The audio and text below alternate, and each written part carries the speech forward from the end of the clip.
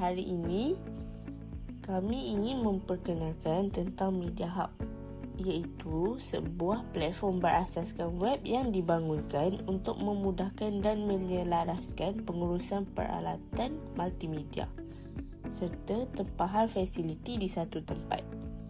Kebiasaannya, proses pinjaman peralatan seperti kamera, projektor atau tempahan bilik dilakukan secara manual yang boleh menyebabkan pertindihan tempahan, kehilangan rekod dan menyukarkan pemantauan inventory. Media Hub hadir sebagai penyelesaian untuk mengatasi masalah ini. Melalui laman web ini, pengguna boleh menyemak ketersediaan peralatan secara masa nyata, membuat tempahan dengan lebih mudah serta mendapatkan pengesahan secara dalam talian. Pada masa yang sama, pentadbir dapat memantau stok, meluluskan permohonan dan menyusun rekod penggunaan dengan lebih teratur dan sistematik. Saya akan menerangkan tentang objektif Media Hub. Yang pertama, Media Hub dapat mengenal pasti keperluan pengguna dan masalah sedia ada dalam proses tempahan dan pinjaman. Yang kedua, Media Hub membangunkan sistem bersepadu berasaskan web untuk mengurus tempahan peralatan dan fasiliti multimedia. Akhir sekali, Media Hub dapat menilai tahap kepuasan pengguna dan keberkesanan sistem dalam meningkatkan kecekapan pengurusan. Seterusnya, saya akan sambung problem statement.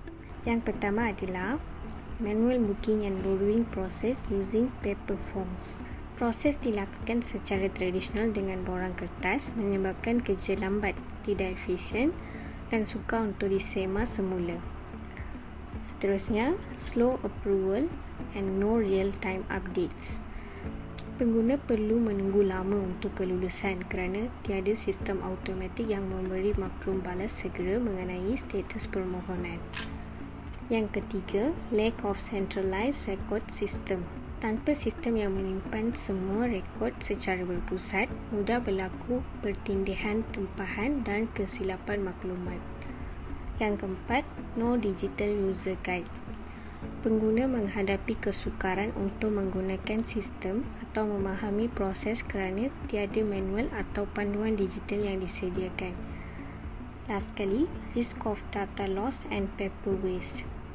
Rekod dalam bentuk kertas mudah hilang atau rosak. Selain itu, pengguna borang fizikal juga menyumbang kepada pembaziran kertas dan tidak mesra alam. User interface Media Hub ini direka khas untuk kegunaan staf dan pelajar Politeknik Nilai. Sistem ini membantu proses pinjaman berjalan lebih cepat dan tersusun tanpa penggunaan borang kertas. Paparan sistem ini mesra pengguna, mudah difahami dan senang digunakan. Pengguna hanya perlu log masuk, isi maklumat, pilih alatan atau fasiliti yang ingin dipinjam dan hantar permohonan.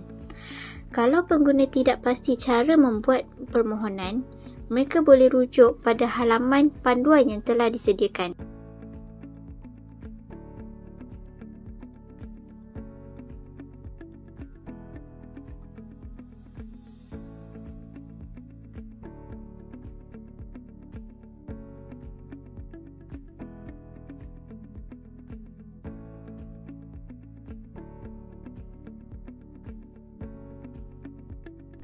Dalam bahagian ini, saya akan menerangkan tentang admin interface flow.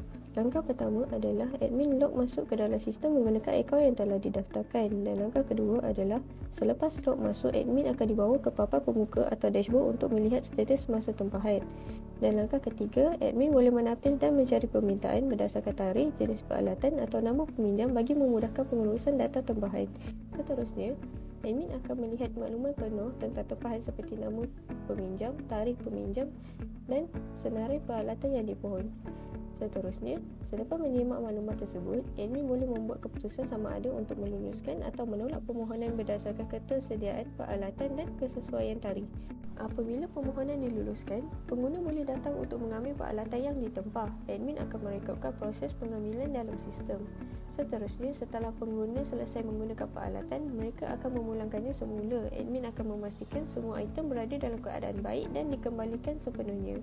Dan akhir sekali, status tempahan akan dikemas kini secara automatik dalam dashboard, menunjukkan bahawa peralatan telah dipulangkan dan sedia untuk digunakan semula.